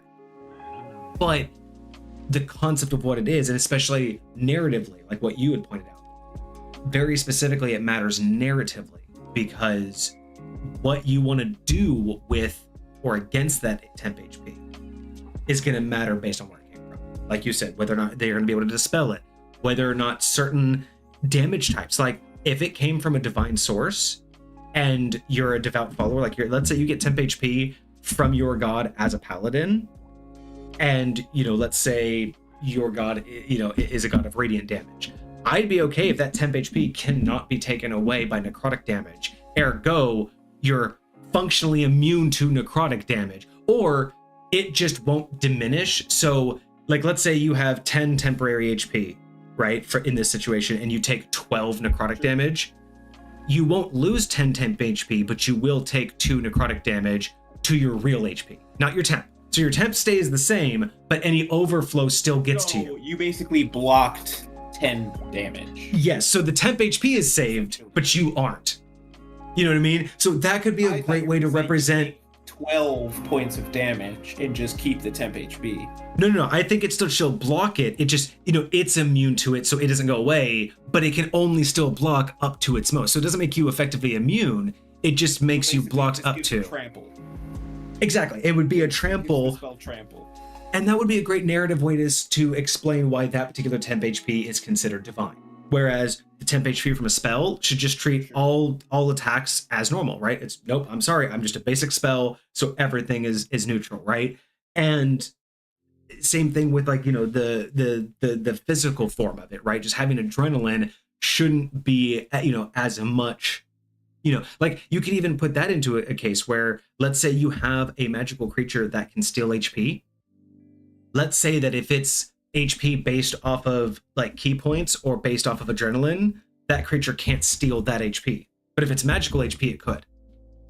Like, those are ways that you could add in the lore. This is what I think of as HP, is because these interactions make it more interesting and make every character more unique. Whereas if everybody's HP is treated the same, it's just a mechanic and everyone's just going to use it for its most convenient purposes. But when you have that layered effect of my temp HP does act differently than yours, there's a more unique aspect to it, right? Depending on what's given it to you will mean something. And I feel like that could enhance the narrative so much more during gameplay, and add in ways to make it more, I don't want to say scary, but add in more challenges, add in more things that will make the players think twice before just, going in blind. The more we talk about all of this, it makes me think about, what we were talking about the other day when it comes to just how HP in D&D in general works.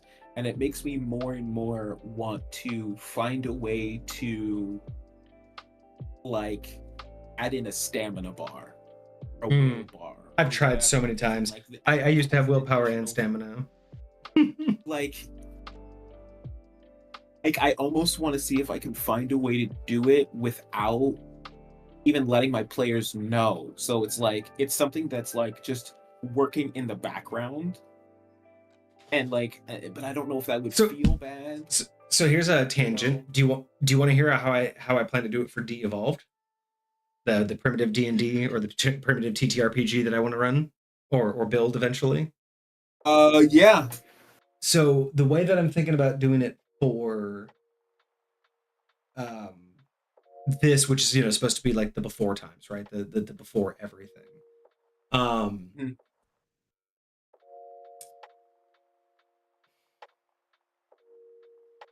What I want to do for HP to better represent everything is I want there still to be a general progressive HP system, to where, you're going to have a base HP and a general system for how it increases. And there'll be different modifiers, what class you have, like kind of like Constitution, right? You'll have Constitution modifiers.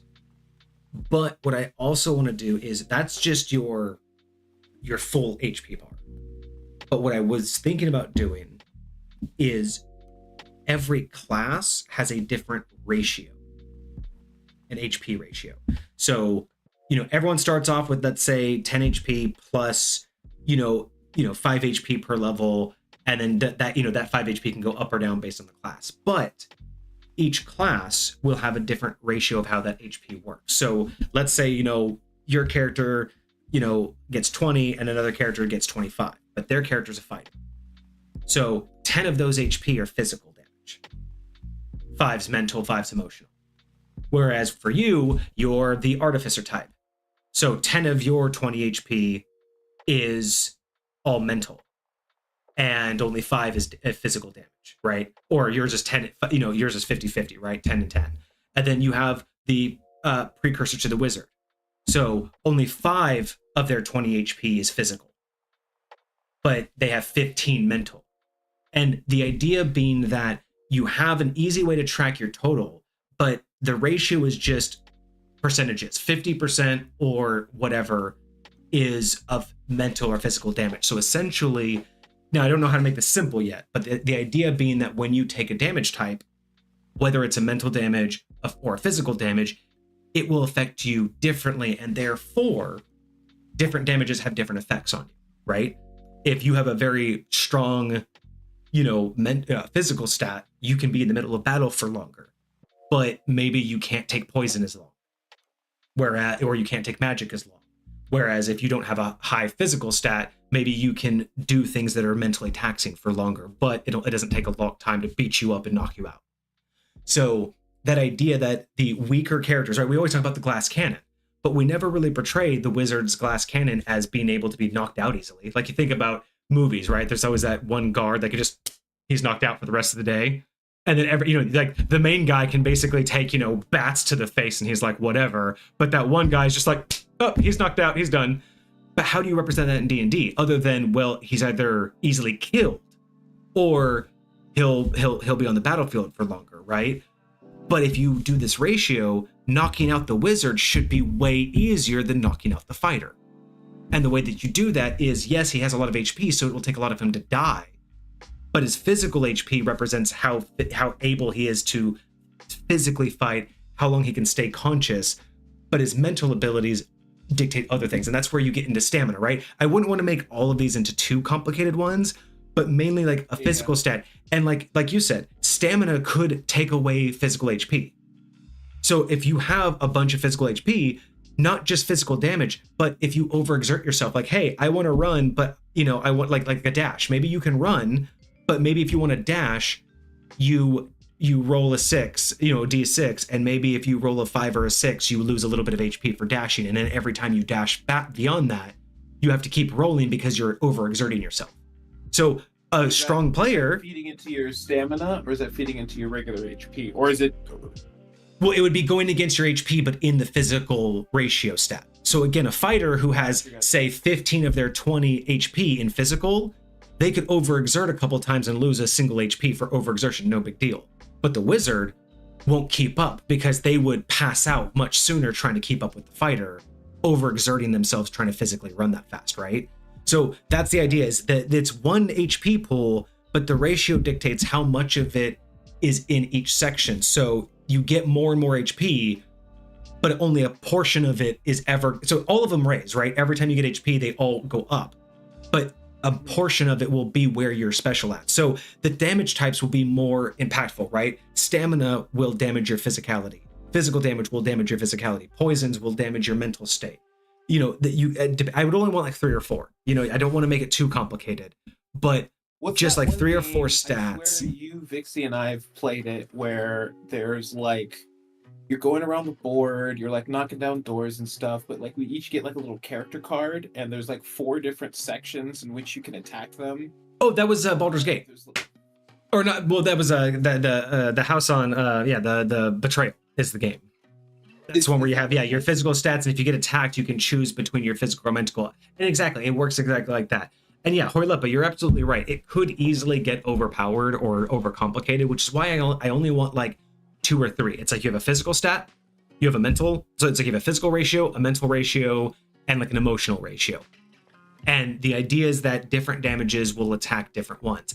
But it's just to help represent that HP is more than just the cuts and scrapes and the blood you lose. It's your willingness to keep going, right? So you could do physical, mental, and willpower, right? So mental is just literally your ability to think before you pass out. Physical is your ability to stand up before you pass out. And willpower is your ability to give a shit before you just lay down and say, I'm done, right? So that could just be it. Those 3 could be the ratio. And depending upon the class you get, will dictate your ratio. And you just make the HP system go up in easy increments, right? So it's always like you make them go up in even numbers at all times. So just that way there's always, 25%, 50% are like the blocks, right? So it's easy numbers. It's always going to be very simple, and you can just track how much life you have in each pool, by simple numbers, right? Like, and that would be on the character sheet, right? Like when you level up, you put 3 into this one, 2 into this one, 1 into this one, or whatever the thing is, right? It should be simpler to track. Yeah. So I don't know why my mind is going this direction. So I do get what you're saying. I would probably combine the mental and emotional into one. Oh yeah. I haven't figured out all I'm just the idea of the ratio is what I'm working on. And I agree. And I think so. Kind of what I was thinking is every damage type would have its own ratio, so to speak. Oh, like some would actually affect 2 different stats, like maybe physical and emotional. Yeah, so like if you take fire damage, it's 50-50. Half of it goes to your physical damage, half of it goes to your... Yeah, that would be a good idea. Yeah, I could see something like that. If it's like bludgeoning damage, I would say, the majority of it goes to your physical damage. Any of the physical damages, like that goes to your like physical body, but some of the other ones, like psychic damage, I would say if you wanted to make it simpler, maybe instead of the damage types having the ratio, what if it's based on the type of, like maybe there's certain feats, or maybe when like you make your character, maybe each character type, depending on what you chose, probably based on class, at any time you take so like let's say you're a physical damage typer, right? What if certain classes or certain abilities, or even certain ability scores, like if you have so much constitution you can do this, like for every ability modifier or whatever, but you can transfer a number of damages to another ratio. So like you said, if you take fire damage, you're going to get burned. But you can say, I want to transfer some of that into mental, or vice versa. Hey, you're going to take 5 physical and 3 mental, but as a character feat, you can transfer 2 mental into physical. So it doesn't hurt you as much mentally. Like you're fortified, right? Like you're like, nah, my character's cool. I'm just going to push that to the side. So that would be just a unique way of using that concept of if you're going to split the damage. Comes in a different place. I do like that idea, and I always look at it like, say, if I wanted to absorb more mental damage rather than physical damage, I would like, say I was getting burned, I would make sure all of the burn happened in one spot. It's going to take way more mental, like kind of like in Fight Club when he has to burn himself, and he's like that takes some serious like mental capacity to like allow that to happen. Like you're accepting a certain amount of like additional, you're not panicking to limit the depth of physical damage that you're taking, right? Yes, exactly. Like, oh, my whole arm, okay, now it's just the palm of my hand, or whatever the case may be, you know. So I can totally see that. I can totally see that functioning well. Like another random example, your character falls in ice water and it's going to take damage, but you could say, I'm just going to focus. Okay. I'm going to chill because I need my body to not take damage right now. So I'm going to let that become mental damage because I need to sit there and just let my body relax, not go into shock. So I'm going to take it as mental so my body doesn't go into shock and then I can swim out. Like, so, or vice versa. Argue that, keeping it's the opposite. State is what's going to stop you from going into shock. So you take more physical damage. Okay. You take more physical damage. It would be more like, you might lose a finger. Your skin might. But you're not going to pass out. You're not going to pass out. You're going to be able to maintain consciousness. You're going to be able to like keep your composure. Okay. You're going to be able to like get out of there and potentially get to the point where you can recover. I like that. Yeah, that is great. I like that. That would be cool. Okay. Yeah. So see, I'm liking this idea now more. I haven't vocalized it just yet. I've just been kind of toying with the idea of how do I make it without making it too complicated? And I think the ratio is the way to go. And I do think you're right. I think something like physical, mental, and willpower. I think those are the 3 ratios you need. Because again, those make perfect sense. It's your physical ability to stand, it's your mental ability to think, and it's your true will to keep fighting. Right? And you can even make it to where willpower is extremely small, but you don't get to lose willpower directly. It could be that only when you lose other things make you lose. Yeah. Like going down to half your total HP will make you lose a willpower. Seeing an ally go down to 0 HP loses a willpower. You know what I mean? Like shit like that. Willpower is lightweight, like pre-death saving throws. Exactly, it is. Exactly. That's the whole point. It's your ability to where if you go down to 0 hit points, are you even going to care about standing back up, or is that over? Like that's what willpower is your ability to say, no, I don't care how hard it is. I don't care how much pain I'm in. I almost like that. Oh, like, and you can even do this right now. Before I make any big changes, that might be a first step. Is like doing certain things. If you take a certain amount of damage, you lose a death saving throw until you take a long rest. Oh, because you've just lost the willpower. Okay. That's a dope ass way to do that. A giant significant amount of your willpower. Or to make death even scarier, every time you go down, you lose a death saving throw. Right. So here's another option for you. Next time you go, oh, that's crazy. Here's another option for you. What if willpower was a pool? Like, let's just say everyone gets 5 willpower, right? Now, early on, it seems overpowered because what you say is, for every willpower you have, you get to add that to your death saving throw until you start losing it. Now, once you lose your 5 willpower, you're not dead, but then you can still keep losing it, and then it becomes detriments. So if you have -3 willpower, when you make a death save, you literally have to fight against your -3 will to live. So you could make willpower where everyone gets 5. So it seems at the beginning of the game, when everyone's at level 1, you're like, wow, +5 to live? That's dope. But then all of a sudden they start realizing what happens when, like, now you don't have to make it, you can make it as hard or easy to lose willpower, but and then maybe they can get it back. But the idea is they're like, man, +5 to death saving throws is awesome. But when they succeed and you're like, hey, you're back up, you lost 1 willpower because you went down. And you're like, oh, that's not going to stay as long as I thought it was. And then they see a buddy go down, and then you're like, you lost another willpower. Actually, everybody who saw that happen lost a willpower. And then it's like, you don't get them back. You get 1 back after every long rest. So like, you know what I mean? Like, or you could do some great thing in the game and get some back. But the fact that it's going to be a constant economy they have to pay attention to. So at first it's amazing, right? They have all the will to live.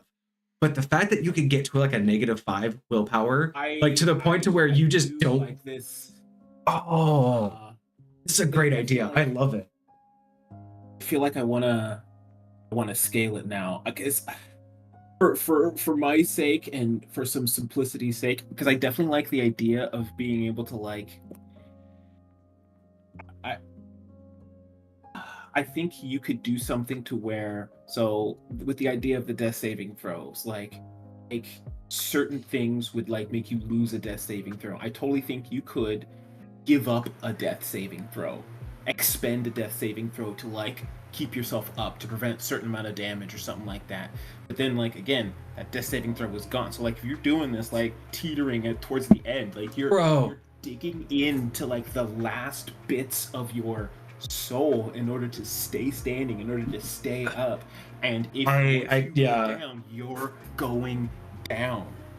Like steal saving throw, like if you do your 3 and you fail them all and you still don't want to die, you can like steal 1 from a future. Like you will permanently only have 2 from here on out if you do 1 more. Like you're basically like you're overexerting your soul. So that also leads to, we have to end here soon, but that leads to another awesome idea, either for like a subclass or just we've talked about like how to like really implement the idea of classes or players that deal with death and like, you know, the veil and the afterlife.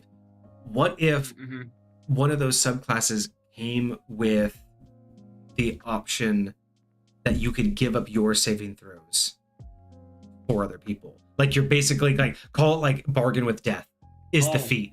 So when someone fails their 3rd saving throw, their death saving throw, you can give up one of yours until a long rest so they can continue to roll. So you don't get them, you don't give it to them for free. But if they fail all 3, you could say, hey, I'm going to bargain with death.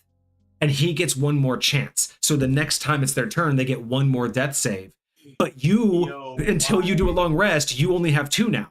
And then you can give up all 3. This is exactly what happened in the Final Destination movies. Somebody was just like, right before these guys are all about to die, be like, here, bro, I got you. Here, bro, I got you. No, not yet. Here, let me protect this dude. Oh, that's so crazy. So crazy. Yeah, no, that would be really cool for like some sort of subclass to be able to barter with death and be like, I'm going to give them extra saving throws. So it's not, oh, here you go. So this is this is how the feat would work. It's called barter with death. You can either give up your saving throws once per long rest, so up to 3. So you can just hand out an extra saving throw when anyone's failed all 3. Or you can give up 2, or if you want to make it harsher, you have to give up all 3. Right? It's like an economy system. And you can have them automatically save 1.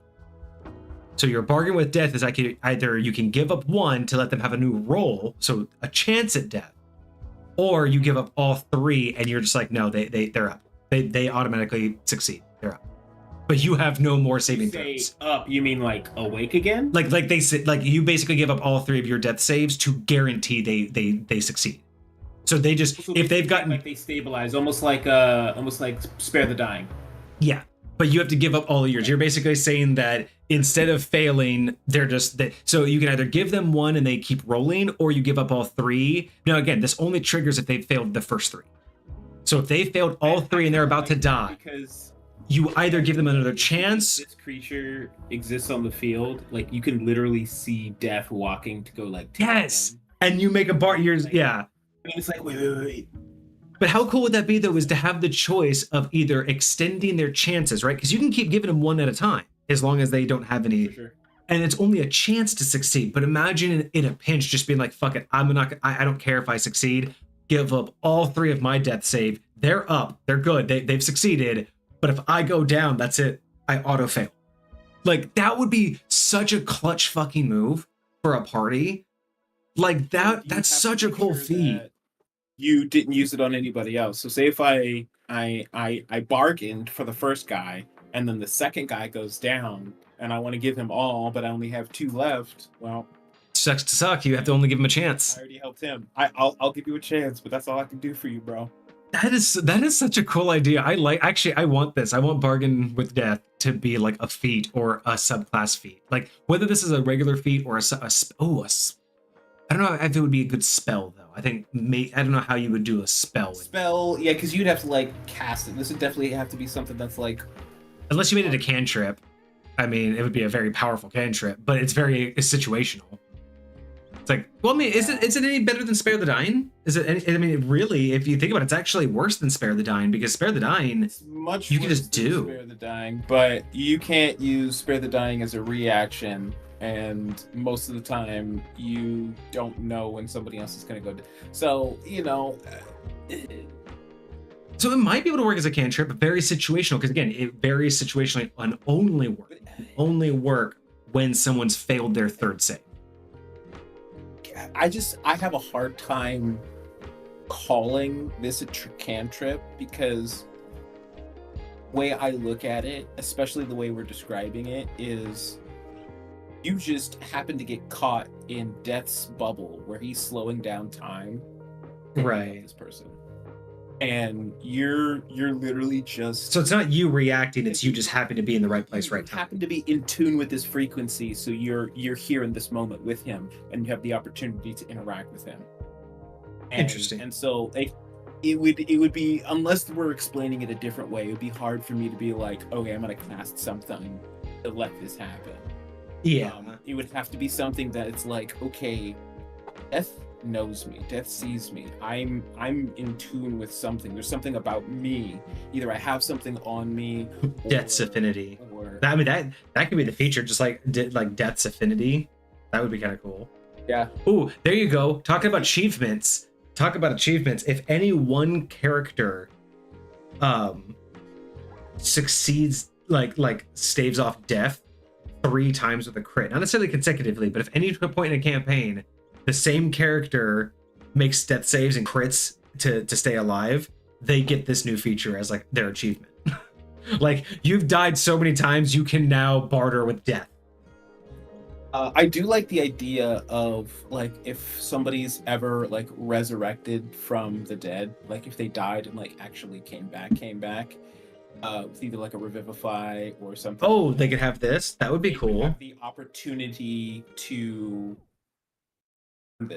get this somehow. Like, maybe not everybody, but some people would be like, hey, maybe you met death. You're like, hey, That's cool. That's such a cool feature though. I think for 5th edition, being able to play with your death saves is such a cool economy that no one's ever thought of. So I think I might experiment with trying to do this. Like, do it. Let me know how it goes. I'd probably like give them more death saving throws as they level up, so it's not just the 3. I don't know how well that would work. Like, maybe you get 5 by the time you're level 20 or something like that. But yeah, I don't know. We'll see. Yeah, let me know what you do with it. But I think Vixie and I are gonna head out for food now. It's getting a little bit late, but we want to make sure the places are still open. But yeah, there was another topic that I wanted to hit on about action economy. But if you haven't seen this short about that one, the minute long short, I will have to check that out. Yeah. Yeah, it was posted on. It was posted 2 days ago.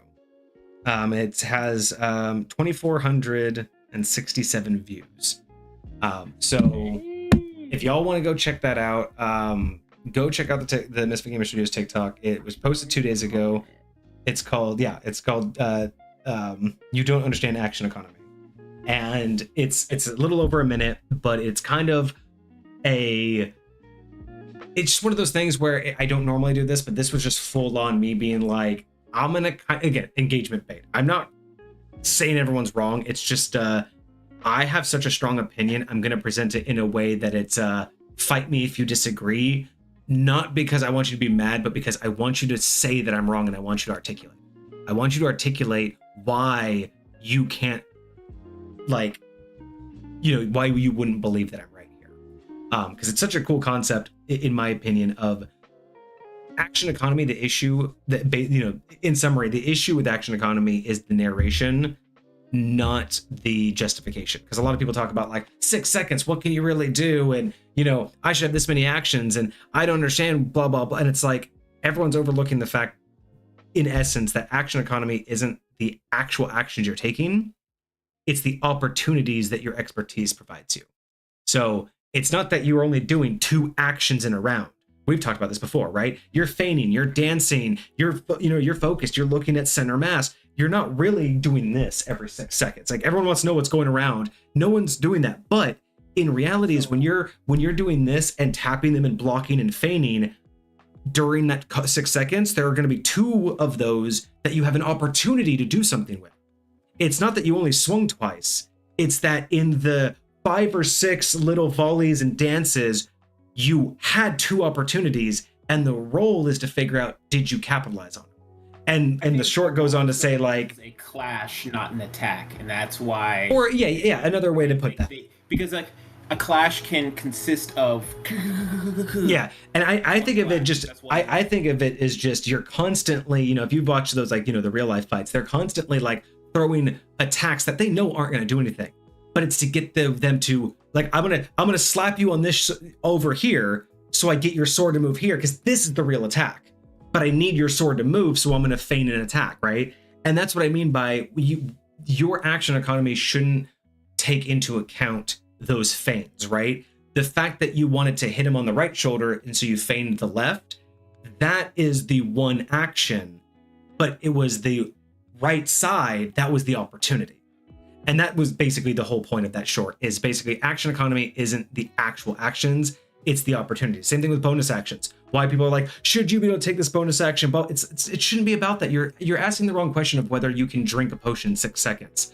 It's whether or not are you capable of giving yourself the opportunity to not be dead by doing that, right? Because there's a lot of people that if you're in the middle of a sword fight and you try to fumble and do all, you're gonna get stabbed. It takes a lot of ability to actually pay attention to what you're doing and then do something on the side. And that was my whole point. I would love to talk to you about that more in depth. Is just this concept of how do we redo. Oh my gosh, those guys are wild. But yeah. All right, well, you guys go party. I appreciate that. No, I'm excited to actually get to talk about that. I think that'll be a good topic when we run it. But maybe we'll do that one next week. I don't know. I'm kind of. It was nice to get back to the true form. Like, we haven't done this kind of just you and me just rant in a while. So let's get back to this. Let's do this more. On Monday we have a new review. Do you know what we're doing? Yes. I apologize. I need to get that up. We are going to be doing. Of course, I don't have it right here. Of course not. It's. I don't know exactly what it's called, but it's the playing card class. But I believe so, actually. Oh, the playing card classes. Okay. This is the one with subclasses, right? Was this the one that was missing one of them because it was timed or something? Didn't it only have 3 of the 4 suits? I think so. Yes. All right, cool. What is it called? God bless America. All right, well, Soul, we have yours coming up. So, yeah, the playing card classes will be up on Monday. The Gambitier. Yes, the Gambitier. All right. Gambitier. Well, join us on Monday for a brand new homebrew review, the first of the year. We're very excited. And yeah, we're basically back, baby. 2026, we're here. I know it's only the second day, so we're only gone for like a day, but it's fine. All right, y'all. Well, I hope you guys had a great week. I hope you have a fantastic weekend ahead of you. We will be back on Monday, so we hope to see you guys there. Cheers. Deuces, my friends.